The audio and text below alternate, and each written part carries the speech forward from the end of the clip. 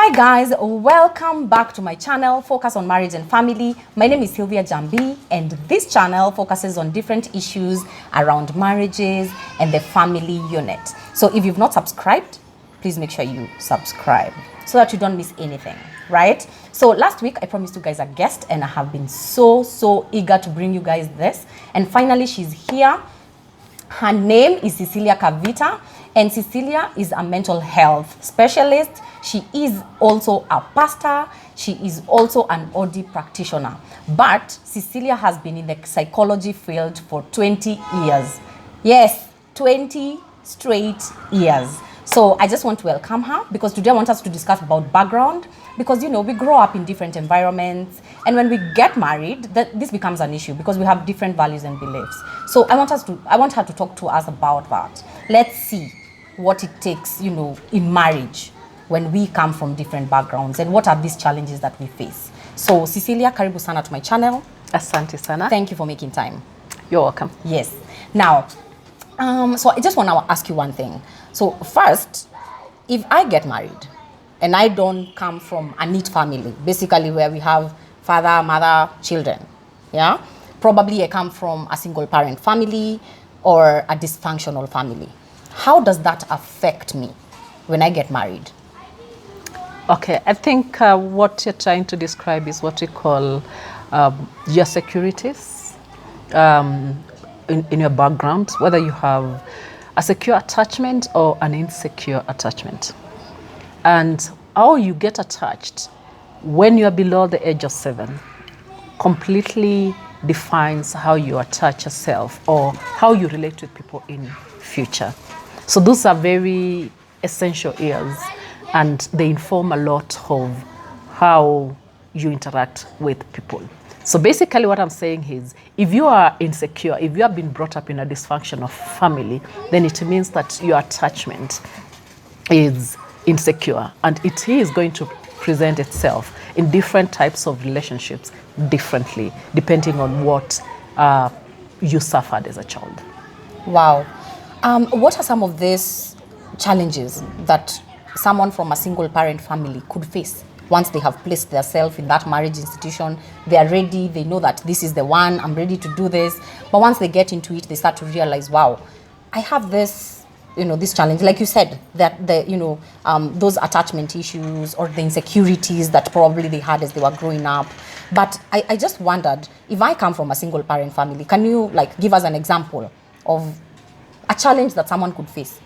I actually would not say it has to do with the single parent family, because if you have a single parent, a mother or a father, yes, and they give you security, they meet your needs. Let me put it that way. Yes. If your needs are met in that family, because you don't need 20 people to meet your needs or 2 people to meet your needs. You just need one person.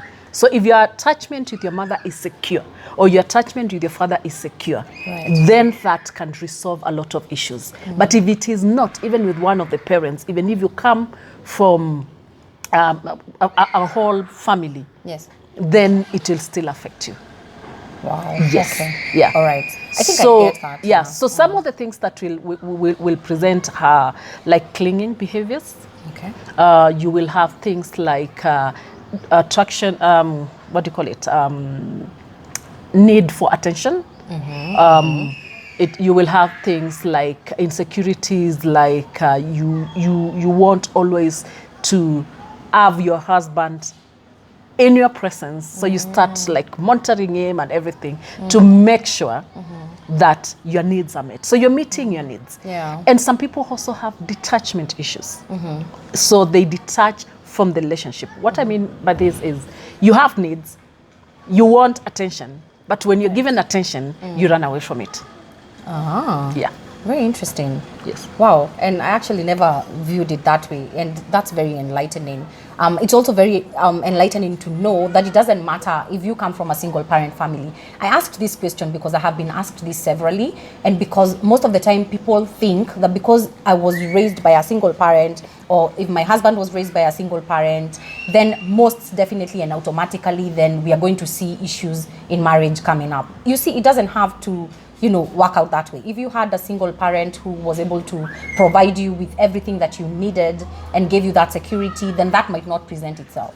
So thank you for And that. maybe we need to note, when you talk about everything that you needed, it is not about physical needs. Yes. It's about yes. emotional, psychological, and spiritual needs, more than the physical needs. So you can provide for your children with clothes and all the money, take them to the best schools, but they don't feel accepted. They don't feel that they belong. They don't feel loved. Yes. And those are unmet needs in their life, and they will definitely present as insecurities in their adult life. All right. Okay, thank you. So the second question I had was, we are Africans, and in the African culture, we know that the men call the shots. In the African culture, like when we grew up, it's our dads who would say, like they would call the shots basically, and our mothers probably were not as vocal as women are today. So my question was, because I see that today's man somehow kind of fixates on how they grew up, and we keep hearing these reminders. Our dads, they this is the kind of attention they were given. This happened to our dads. They really fixate themselves with that African culture, which is actually, it's coming to pass. It's coming to pass. And today's woman is empowered. Today's woman is very vocal. And so it might not work as, the way it worked before. So my question is, how do we move away from the way we grew up? Because we're in that generation. The people who are married today, probably between the ages of maybe 30 to about maybe 50, they definitely saw that in their homes. They saw the dads probably being more outspoken and calling the shots. And so when they get married, it becomes a bit confusing. So how do we work this out in our marriages? I think there's a conflict there because how we grew up, I think it is one thing of how we grew up, Yes. and what we have been told we ought to be. The current generation of men who are in their 40s and below have grown up with only their mothers, because their dads were either in the cities working or they were busy fending for the family, and so they grew up with their mothers at home. If you go back to the childhood years, you realize that Sunday school teachers are female, primary school teachers are female, and then you're growing up in a home where only women are, and in the community, majority of the people are who? Women. Because fathers are out there. So that is what has impacted our boy child today, and majority of the men that you're marrying. But with that in mind, they have been taught that they have to be men.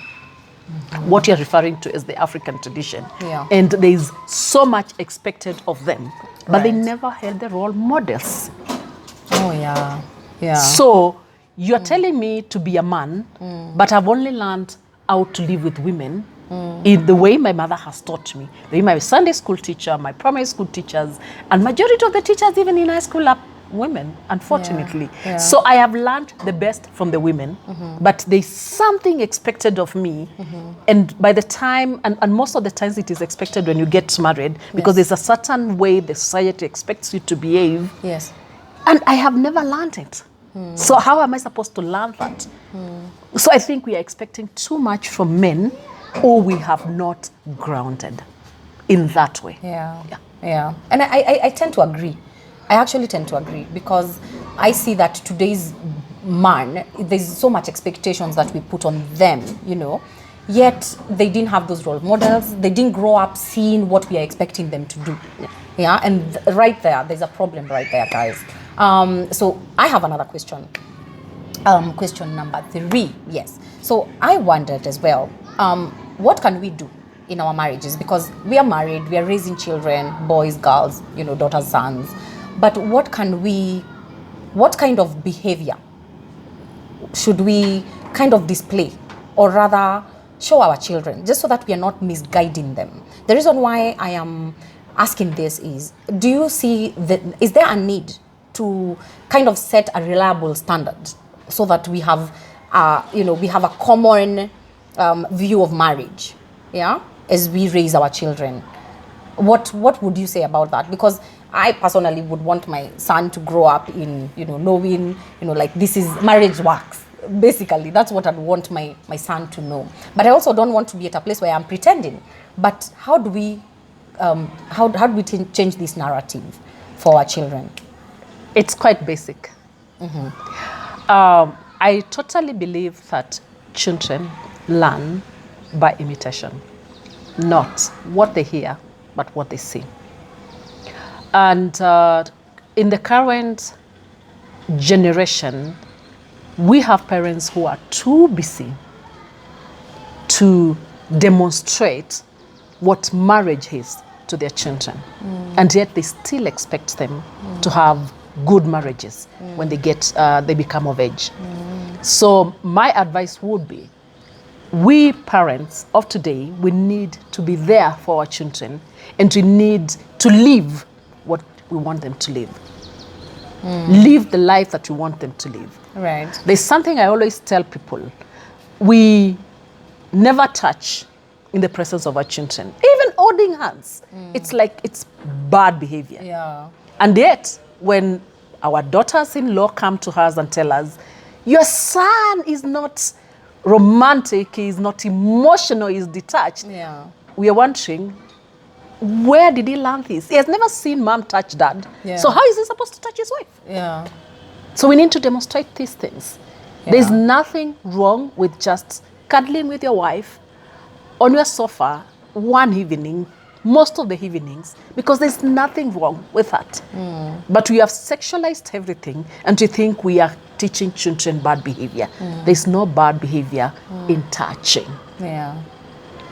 And Right. if that is demonstrated, the way we speak to our partners at home, the way we respect them, the way we treat them. If my dad came home and never talked to mom, then I would never want to get married.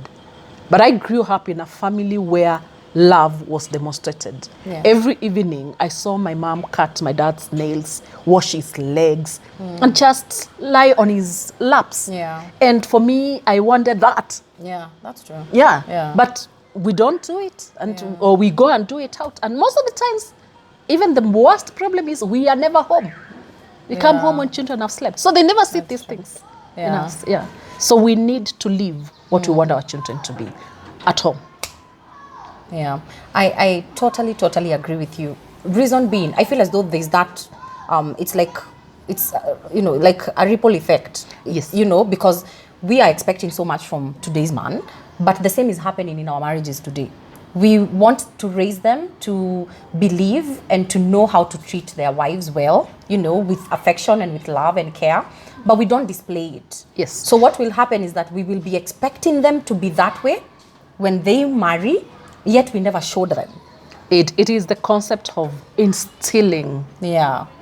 instead of inspiring. I believe in inspiring good behavior, mannerisms, and good habits in children. Yeah. Instead of instilling. Yeah. Because when we instill things, it means that we are detached from it. It is not what I do. Yes. It is what I want it to be. Right. We want to have the best kids, but we are not the best mothers. Yeah. Wow, guys, I think you've heard Cecilia. Definitely there is a problem. We are expecting so much from these husbands, and we tend to think that they know how to do this, but some of them never even had role models. Some of them grew up in totally different, environments and families. Some don't know how to treat women, yet we are expecting them to treat us in a certain way. So there's definitely that conflict that is arising. But other than that, what I've learned today is that it doesn't matter how we grew up. We know what we want for our children, and being young parents and being in young marriages, we know what we expect of them. So as Cecilia says, I think the time is now for us to just basically be able to, guide them, to be able to show affection, love, care. You guys, this is not, it's not 1986 or 1985. We need to start showing our children what love is and what it means to just simply love each other. That's what they're going to learn from. And that's the same thing they're going to do to those people that they marry. So, but just before we go, Cecilia, I just wondered, Because there could be someone out there who is struggling with background issues. And when I speak about background issues, it means sometimes it could even be abusive. You probably grew up in an abusive environment. You sometimes feel like you just want to hit your wife because that's what you saw as you grew up. Sometimes you're easily provoked. You have just a pattern that you saw in your, in your home or as you grew up. And it challenges you today because you don't feel like you want to treat your wife that way, or you don't feel like you want to treat your husband in that way. But that's the way you will react when pushed to the corner. Yeah. We call it projection in psychology. And what happens is the unmet needs in your life that were not met by your parents, you want them to be met, but you only have no one way of meeting them. So, for example, if your parents never loved you, you expect your wife to love you, and if she doesn't, you can only demand for it in most probably in an abusive way. Yeah. If your father used to drink, you couldn't tell your dad to stop drinking. Mm-hmm. Then you get into marriage and you realize that you cannot see your wife drinking or your children drinking because you couldn't punish your dad. So you project the feelings you had towards your dad towards now the member of your nuclear family. So if you wanted to beat up your dad or kick him out of the house, or that you will do to your children or to your wife. And so you realize that some of the things that are punished, it's something very small, but triggers very big reactions, and you're wondering, did he really have to do that? Or did she really have to do that? Yes. But she's projecting unmet needs and dealt with needs from our past in our current life. And the problem is that most of the times, people don't even know that they're doing that.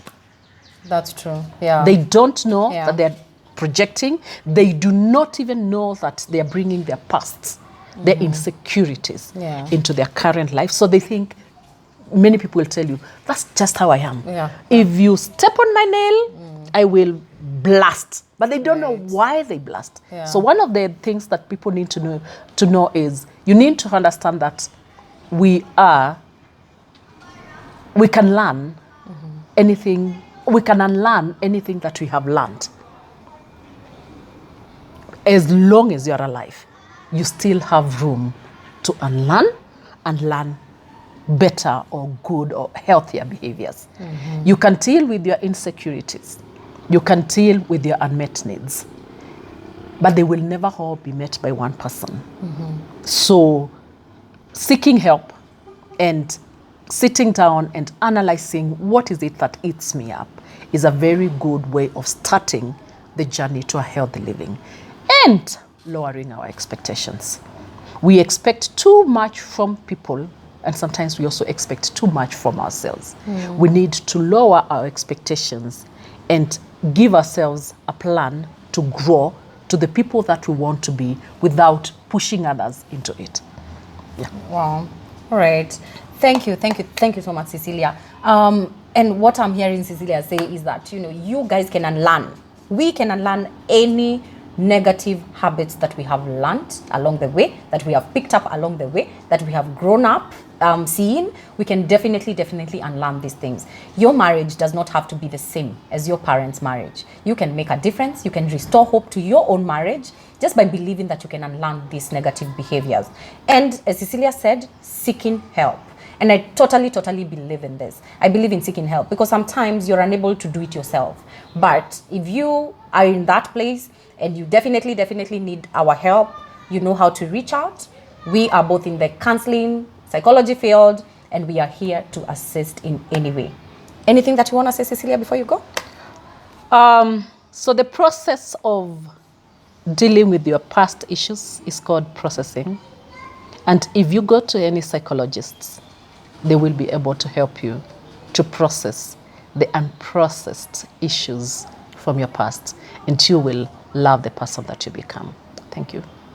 Thank you so much, guys, and thank you for watching. Thank you for subscribing. I want to urge you guys to keep it here, because every week you're going to be growing and you're going to become better and better in your marriage. Other than that, I wish you guys a great week ahead. See you next time. Bye. Bye.